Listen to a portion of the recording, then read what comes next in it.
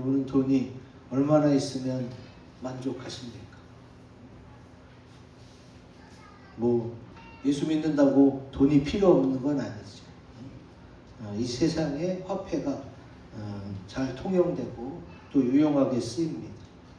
그리고 이제 어머니나 아버지 또 어르신들 선물을 그냥 돈으로 달라고 하시는 경우가 대부분이거든요.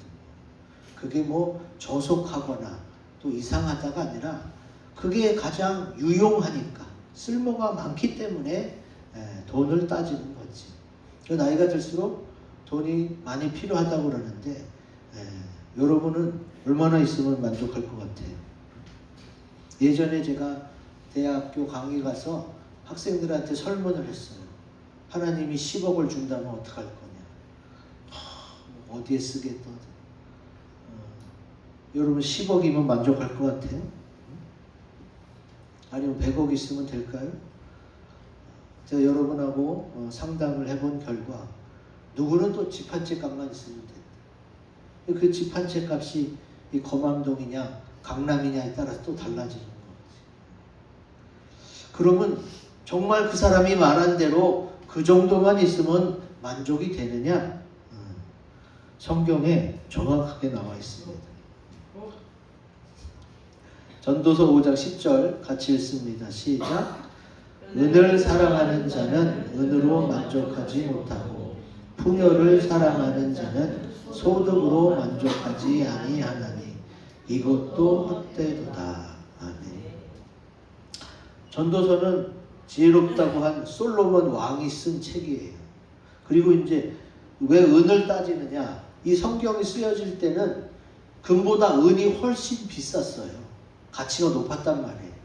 그래서 은을 따지고 베드로도 뭐라고 그래요? 은과 금은 내게 없거냐. 은을 먼저 얘기하잖아요.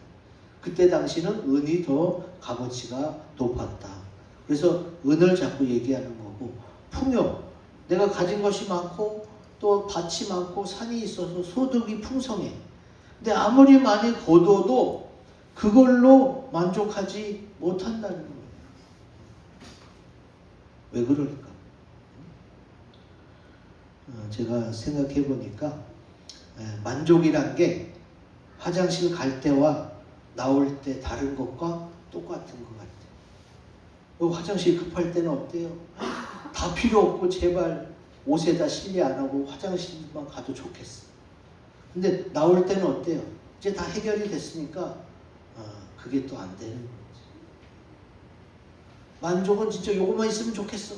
로또 복권 한 번만 됐으면 좋겠어. 여러분 로또 복권 한 번 된 사람들이 그 다음에 로또 복권을 더 많이 사요. 또 될 것 같고 막 되면 더 좋겠고.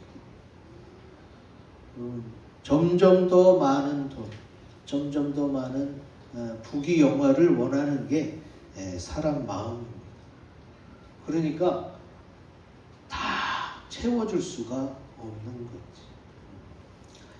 오늘 말씀을 듣고 어떻게 사는 삶이 만족하는 삶인지를 알고 그렇게 살아서 화목한 가정을 이루시기 바랍니다. 아멘. 자, 그럼 만족하는 삶을 살려면 어떻게 해야 되느냐? 우리 굵은 글씨 같이 읽어봅니다. 시작. 줄인 자를 생각하고 나누며 돌봐야 합니다. 아멘.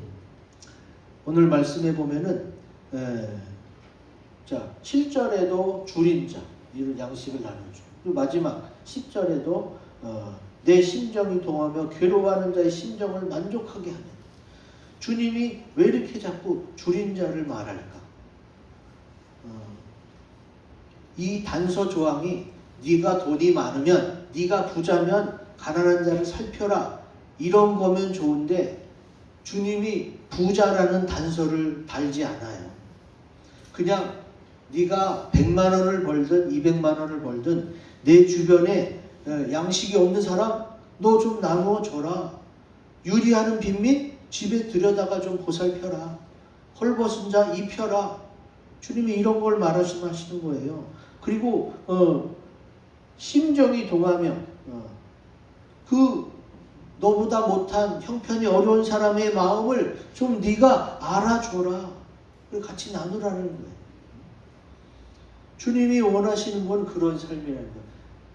우리가 구제하고 선행할 때 머뭇거리고 망설여지는 이유가 뭐예요? 뭐 나는 부자도 아닌데, 응? 내가 꼭 도와야 되나?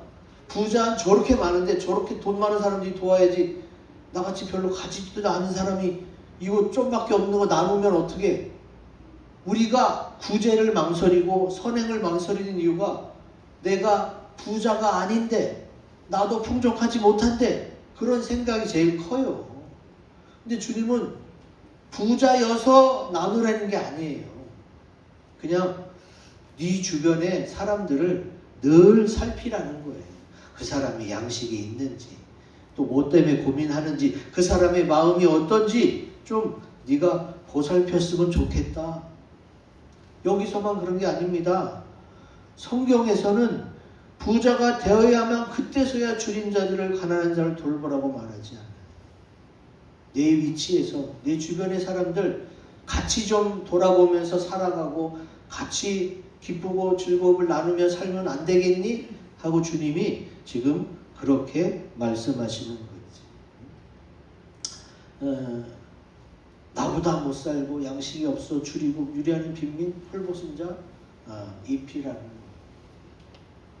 제가 이런 말씀을 하면 저는 막 부자인 줄 아는데, 목사님들 중에 간혹 부자가 있습니다만 대부분 부자가 없어요.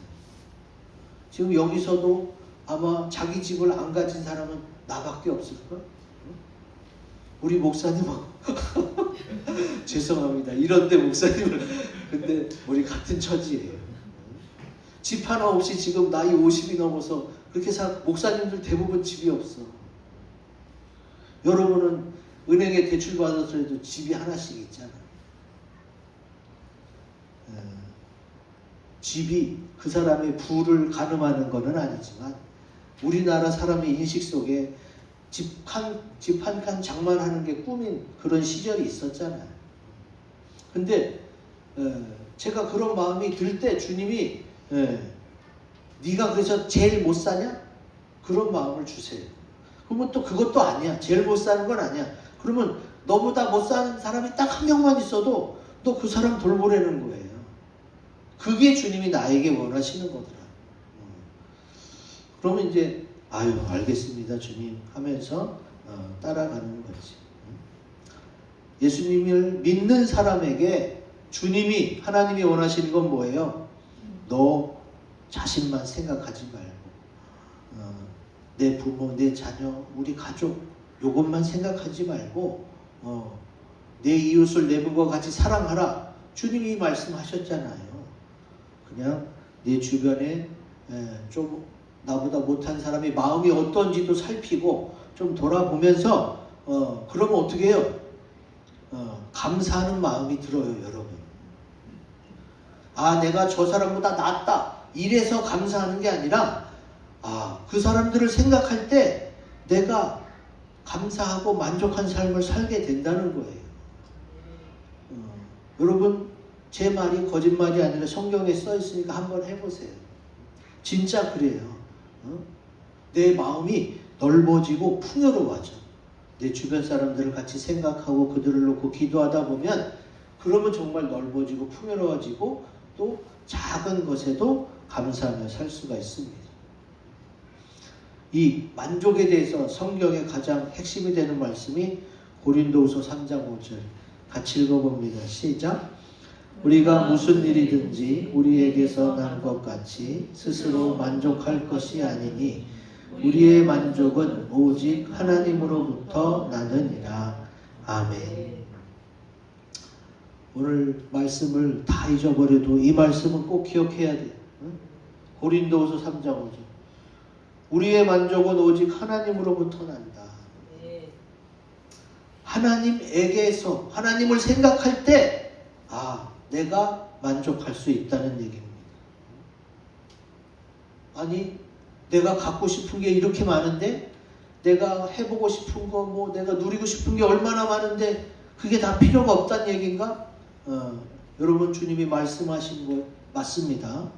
오직 하나님으로부터만 만족을 얻습니다. 그래서 하나님을 생각하고 하나님이 주신 말씀을 내가 생각해야 되는 거예요. 자, 왜 그런지 설명해 드릴게요. 제가 처음에 10억 있으면 100억 있으면 또 뭐가 이루어지면 만족하시겠습니까? 하고 물어봤어요. 근데 막상 그게 생기면 그 다음 걸 원하는 게 그게 사람 마음이에요. 설령 그래서 이 세상 모든 걸 다 줬어. 그 사람이 세상 걸 다 가졌어. 그러면 만족할까요? 여러분 알렉산더 아시죠? 이 세상에서 가장 많은 영토를 차지했던 왕이 알렉산더 왕이에요. 젊은 나이에 엄청나게 영토를 확장해서 전쟁을 해서 막. 근데 그 사람이 40도 못 돼서 죽으면서 관에 구멍을 뚫어갖고 내가 죽거든 양쪽 관에 팔이 있는데 구멍을 뚫어서 두 팔이 나오게 하고 장례식을 치러라. 그렇게 유언하고 죽었어요. 왜 그랬을까요? 내가 그렇게 열심히 살고 영토를 확장하고 나라를 키웠는데 죽을 때 빈손이다. 그걸 보여주는 거예요. 그 사람은 하나님을 몰랐지만 모든 인간은 하나님으로부터만 만족을 얻습니다. 이 세상을 다 줘도 만족을 못해요. 그게 사람이에요. 여러분 다 가지면 만족할 것 같죠? 그게 아니라니까. 화장실 갈 때와 나올 때가 다르다니까. 그러면 어떻게 내가 이 세상을 다 가져도 만족을 못할까? 왜 그럴까? 답을 말씀드리면 이 세상보다 내가 더 크기 때문에. 아니 내가 이렇게 조그만데 뭐가 커? 주님이 뭐라고 그랬어요? 이 모든 천하보다도 귀한 영혼이라고 했어요. 주님이 말씀이 맞습니다.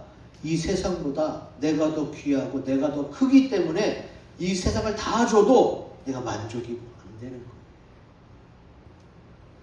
아주 중요한 거. 아, 내가 그렇게 귀한 존재구나. 또 나를 위해서 예수님이 십자가에서 피를 흘리셨잖아요. 나의 죄악 때문에 나를 살리려고. 그것만 해도 주의 말씀이 맞는 거예요. 정말로 내 영혼이 천하보다도 이 세상보다도 더 크고 존귀하구나. 이걸 꼭 믿으시기 바랍니다. 그래서 꼭 예수 믿어야 되고 하나님이 준비한 천국을 가야 되는 거예요. 하나님이 나를 어떻게 만드셨어요? 하나님의 형상대로 만드셨어요. 그리고 뭐라고 그러셨어요? 너 생육하고 번성이라. 너뿐만이 아니라 너를 닮은 자녀들, 또 후손들, 많이 여러 사람들과 함께 살면서 하나님께 영광을 돌리도록 그렇게 주님이 만드셨단 말이에요. 왜 그렇게 하셨어요? 내가 다른 사람들과 함께 사는 것을 기뻐하도록, 그들과 함께 하나님께 영광을 돌리며 사는 것에 만족하도록 주님이 그렇게 만드셨다는 겁니다. 이거를 잊으면 안 돼요. 시편 107편 9절 말씀 같이 읽습니다. 시작. 그가 사모하는 영혼에게 만족을 주시며 주린 영혼에게 좋은 것으로 채워주시니로다. 아멘.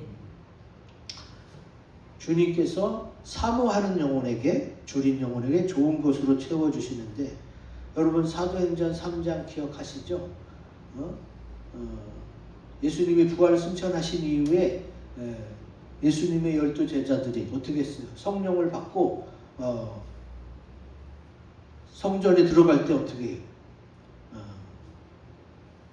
성전 미문에 앉아 구걸하던 안중뱅이를 일으키잖아요. 제가 읽어드릴게요. 3장 2절에서 8절인데 중요한 요절만 올렸어요. 나면서 못 걷게 된 이를 사람들이 메고 오니 이는 성전에 들어가는 사람들에게 구걸하기 위하여 날마다 미문이라는 성전문에 두는 자라. 베드로가 이르되 은과 금은 내게 없거니와 내게 있는 이것을 내게 주노니 나사렛 예수 그리스도의 이름으로 일어나 걸으라 하고, 8절 뛰어서서 걸으며 그들과 함께 성전으로 들어가면서 걷기도 하고 뛰기도 하며 하나님을 찬송하니. 이게 사도행전 3장에 나온 성령 받은 베드로가 일으킨 이적이죠. 자, 분명히 이 나면서 목 걷게 된 이는 어떻게 해요? 구걸하던 줄인 영혼, 줄인 영혼. 이 줄인 영혼은 먹을 거나 돈을 원했겠죠. 근데 이 줄인 영혼에게 주님이 좋은 것을 주셨는데 그 좋은 것이 뭐예요? 나사렛 예수 그리스도의 이름이에요. 나사렛 예수 그리스도의 이름이 가장 좋은 것인 줄로 믿습니다. 여러분, 내가 정말 사랑하고 귀하게 여기는 영혼이 있다면 그 사람에게 복음을 전하셔야 돼요. 복음. 왜?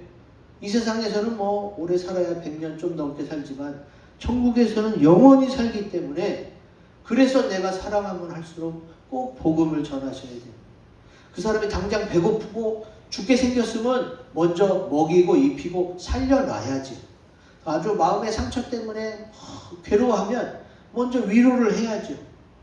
먼저 회복시키고 그 육신과 영혼을 먼저 회복시키고 그리고 이제 괜찮아지면 복음을 전해야 되는, 그것이 그 영혼의 가장 좋은 것인 줄로 믿습니다.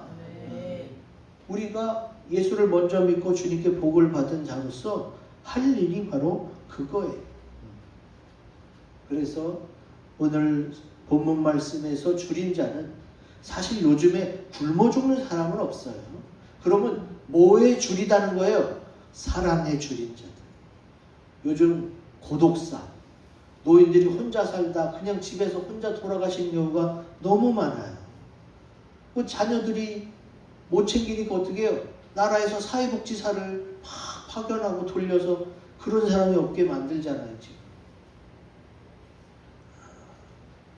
사랑에 굶주리고 애정에 굶주리고 관심에 굶주린 그런 사람들을 어떻게 해요? 예수님의 사랑으로 채워줘야 될 줄로 믿습니다. 우리 믿는 사람들이 우리 주변에 이렇게 사랑에 줄이고 애정에 관심에 줄인 자들을 생각하고 그들과 함께 나누며 돌아본다면 우리 하나님이 우리 인생을 만족한 인생으로 살게 되게 하실 줄로 믿습니다. 아멘. 두 번째, 만족하는 삶을 살려면 같이 읽습니다. 시작. 나의 만족을 빛 대신 주님께 두어야 합니다. 아멘. 또 이제 다 보여주는 이유가 자, 여기 보면은 이렇게 양식을 빈민 그 다음에 홀번자를 다 입혔어. 그러면 빛이 새벽같이 비칠 것이며, 주님이 이 새벽빛을 말씀하고 그 다음에 여기서도 마찬가지예요. 줄인 자에게 심정을 동하고 심정을 만족하게 하면 내 빛이 흑암 중에서 떠올라 어둠이 낮과 같이 될 것이며 그랬어. 이 여호와의 영광의 광자도 이게 빛광자예요. 자, 그럼 우리가 떠오르는 건 뭐예요? 주님이 왜 만족함과 빛을 같이 다루실까? 우리는 만족은 만족이고 빛은 빛인데 이게 잘 연결이 안 돼, 우리 생각에서는. 근데 주님은 성경에 이거를 연결시켜 놨다는 말이에요. 자, 하나씩 생각해 봅시다. 빛은 뭐겠어요? 빛은 성경에 나옵니다. 빛은 하나님을 의미하죠. 요한복음 9장 5절 같이 읽습니다. 시작. 내가 세상에 있는 동안에는 세상의 빛이로라. 아멘. 성경에 많은 빛이 나오는데 그 중에 대부분 선한 의미의 빛은 거의 다 하나님을 의미해요. 그런데 왜 만족하지 못하는 상황과 빛을 자꾸 오버랩 시키느냐, 연결시키느냐? 지금 내가 만족하지 못하는 상태, 불평하고 불만을 갖고 억울하거나 원망 이런 걸 다 뭐로 본 거예요? 어둠으로 본 거예요. 어둠. 이 어둠의 세계를 뚫고 나오는 새벽빛이 가장 강렬합니다. 그래서 주님이 자꾸 빛을 이야기하는 거예요. 자, 여러분 생각해 보세요. 천지 창조할 때 어떤 상황이었어요? 흑암이 깊음 위에 있고 아주 깜깜한 상태에서 어떻게 해요? 주님이 빛이 있으라 말씀하셨잖아요. 빛이 있으라. 천지 창조 때에도 흑암을 뚫고 빛이 비치도록 주님이 빛을 제일 먼저 만드셨어요. 왜 그렇게 써요? 너희의 만족 못하는 삶이, 불만족의 삶이 곧 어둠이고 빛이 없는 상태라는 거예요. 여러분 인생을 돌아보세요.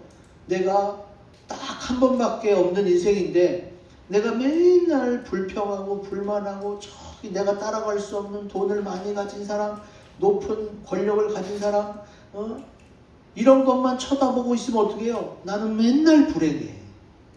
나는 좋은 적이 없어. 왜? 나는 부모를 잘 만나서 저렇게 못됐다. 나는 하는 일이 안 되고 주변에 날 도와줄 사람이 없다. 이렇게 자꾸 불평불만만 하게 되는 거죠. 그런데 그런 어둠의 터널을 뚫고 나오라는 거예요, 주님이. 그래서 주님이 빛을 제일 먼저 만드시는 거예요.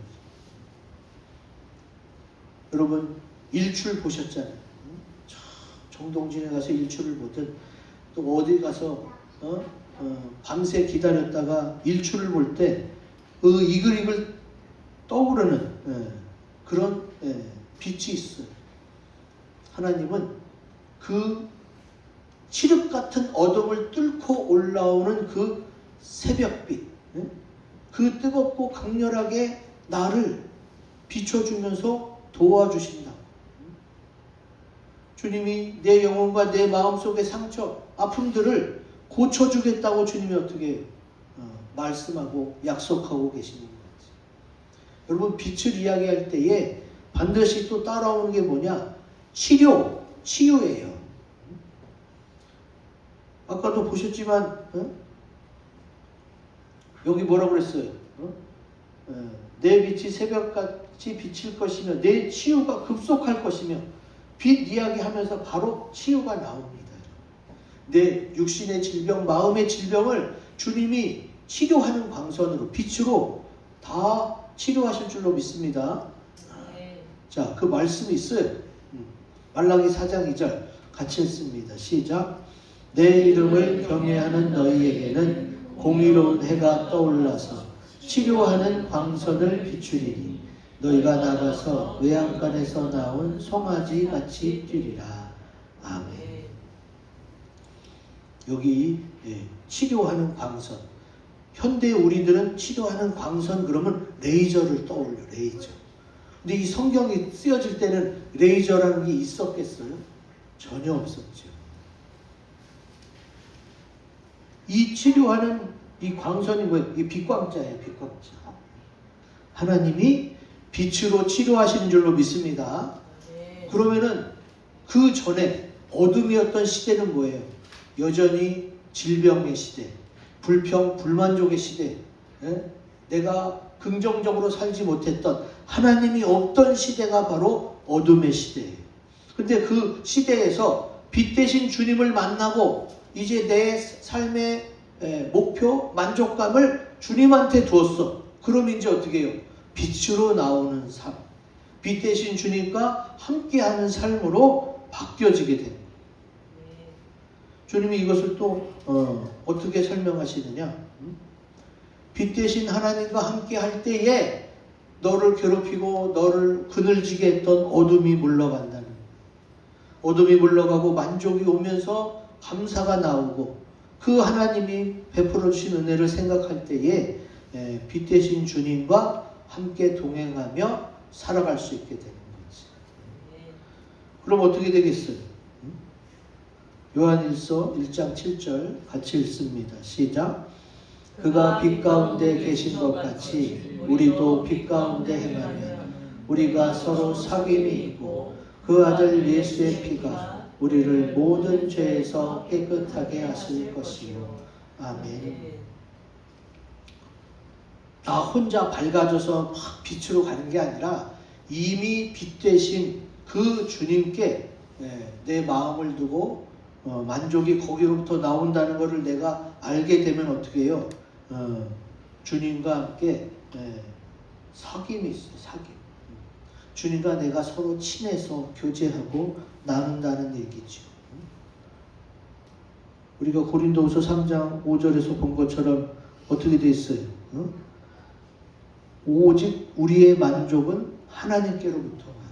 하나님으로부터 만족이 오는데 그 그 하나님과 내가 늘 사귀가 되면 어떻게 해요? 나의 삶은 만족하는 삶이 살게 되는 거지. 이제 만족 자체가 하나님으로부터 오니까 그냥 하나님이 나와 함께 하시면 그거로 만족하는. 여러분 하박국의 선지자가 뭐라고 그랬어요? 나는 여호와로 인하여 즐거워하리. 무화과 나무 잎이 마르고 포도 열매가 이런 모든 악조건인 상황에서도 나는 여호와로 인하여 즐거워하리. 그게 바로 하나님으로 인해 만족하는 삶이에요. 이제 주님이 언제 오시든지 주님이 오실 때까지 나의 만족을 빛대신 주님께 두어서 늘 만족한 삶을 사시기 바랍니다. 아멘. 마지막 만족하는 삶을 살려면 같이 읽습니다. 시작. 하나님의 인도를 항상 받아야 합니다. 아멘. 오늘 말씀 11절에 나오죠. 같이 읽습니다. 시작. 여호와가 너를 항상 인도하여 메마른 곳에서도 내 영혼을 만족하게 하며 내 뼈를 견고하게 하리니 너는 물된 동산 같겠고 물이 끊어지지 아니하는 샘 같을 것이라. 아멘. 자, 주님이 항상 인도하면 어떻게? 메마른 곳. 메마르다는 것은 건조하고 물기가 없다는 거예요. 거기서도 주님이 만족하게 하면서 내 뼈를 견고하게 한다. 그러면 물된 동산, 물이 끊어지지 않은 샘. 여기 또 물이 나와요. 물. 여러분 메마른 곳에서도 물기가 필요하고 물된 동산, 샘도 물인데 왜 주님이 만족과 함께 물을 이야기하시느냐? 물은 곧 생명입니다. TV에서도 SBS인가 물은 생명이다라는 다큐멘터리를 제작해서 방영한 적이 있어요. 물은 곧 생명하고 연결이 되는데 왜 이거를 주님이 연결시켜 주시느냐? 우리의 만족을 위해서 그러는 거예요.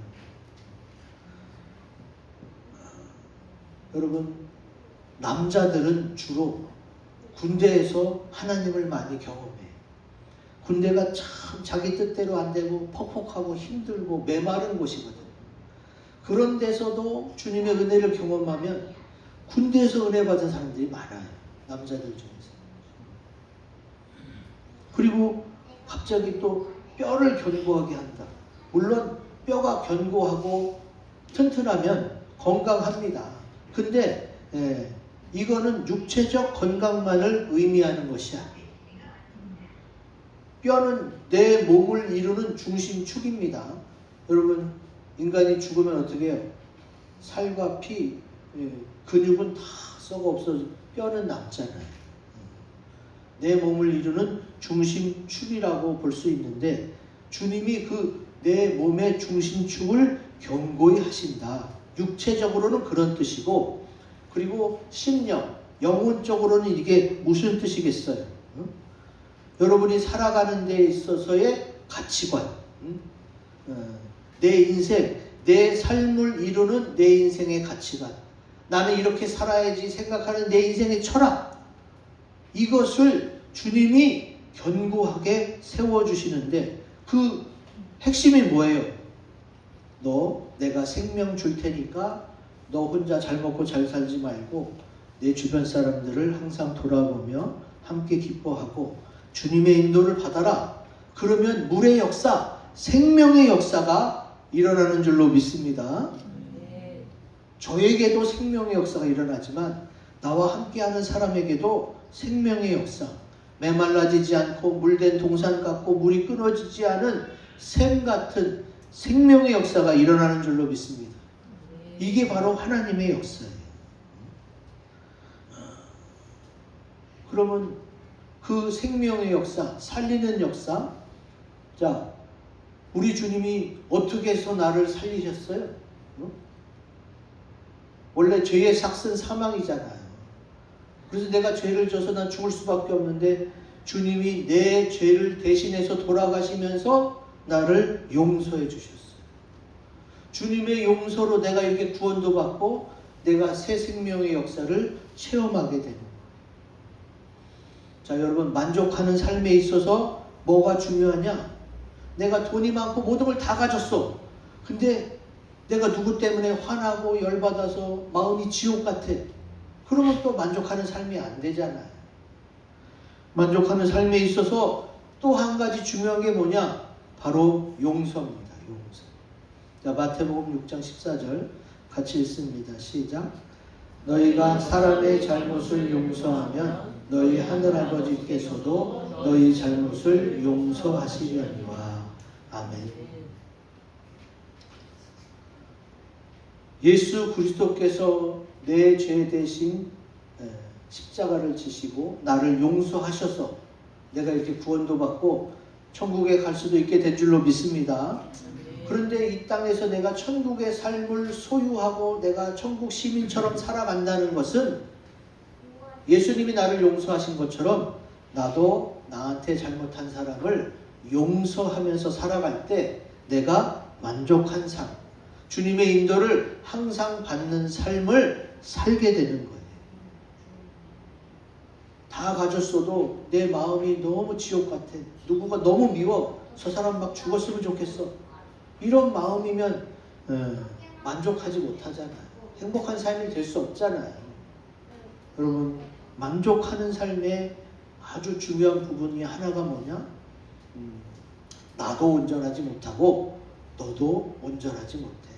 그러니까 그냥 서로 온전하지 못한 사람끼리 우리가 예수님의 은혜로 용서를 받았으니 그래, 내가 예수님 때문에 너 용서할게. 이런 마음을 가지면서 용서하며 살라는 거예요. 그렇게 살면 어떻게 돼요? 우선 마음이 넓어지고 또 주님의 사랑이 넘치게 되지. 그러면 또 이제 생명의 역사가 일어나는 거예요. 내가 죄를 용서받지 못한 상태여도 내가 남의 죄를 용서하면 하나님께서 내 죄도 용서해 주시지. 이게 하나님의 패턴이 그래요. 하나님이 은혜 주시는 패턴, 용서하시는 패턴, 또 나에게 만족을 주시는 패턴이 다 같아요. 하나님은 주시는데 내가 그 하나님의 사랑을 받고 나도 그 하나님의 사랑을 전달하고 흘려보내는 거지.